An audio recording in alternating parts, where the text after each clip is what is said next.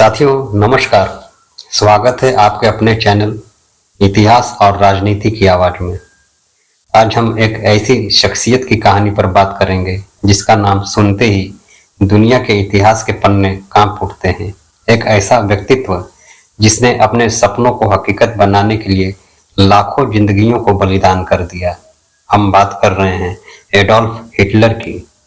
यह कहानी न सिर्फ गंभीर है बल्कि रहस्यों से भरी हुई भी है।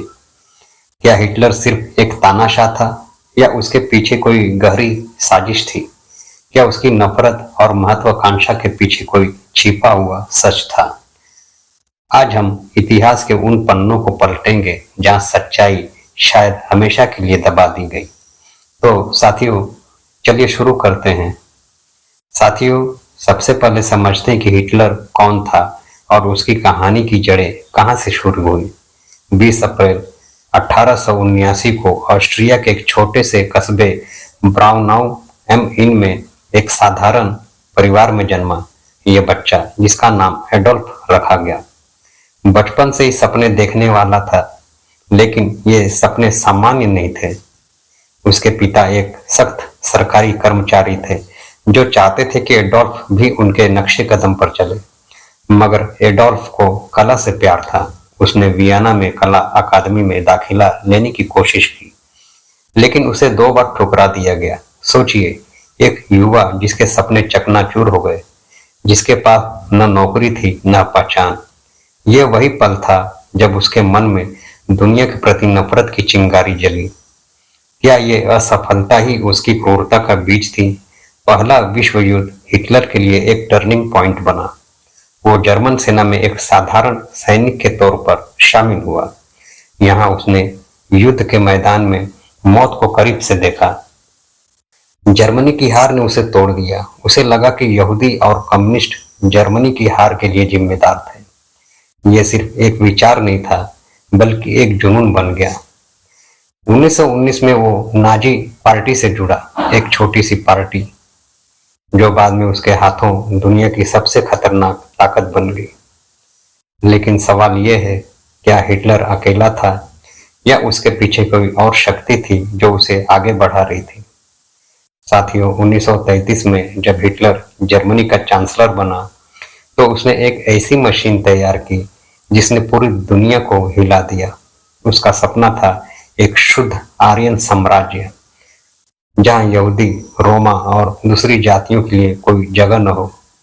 उसने प्रोपेगेंडा, डर और हिंसा का सहारा लिया।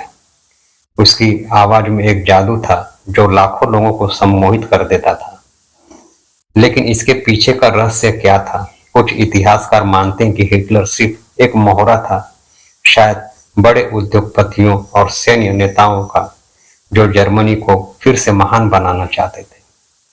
क्या यह सच हो सकता है कि हिटलर की नफरत को हवा देने वाले वो लोग थे जो पर्दे के पीछे से खेल खेल रहे थे?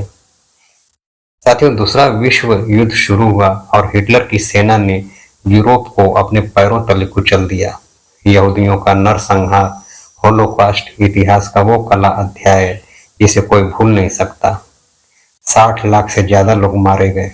लेकिन सोचिए, क्या ये सिर्फ हिटलर की नफरत थी या इसके पीछे कोई बड़ा मकसद था?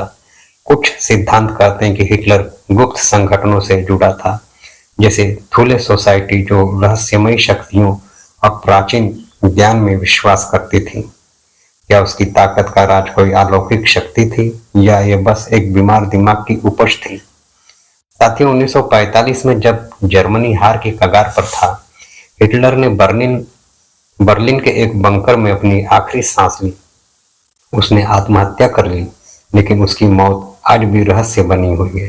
कुछ कहते हैं कि वो मरा नहीं बल्कि दक्षिण अमेरिका भाग गया। क्या ये सच हो सकता है?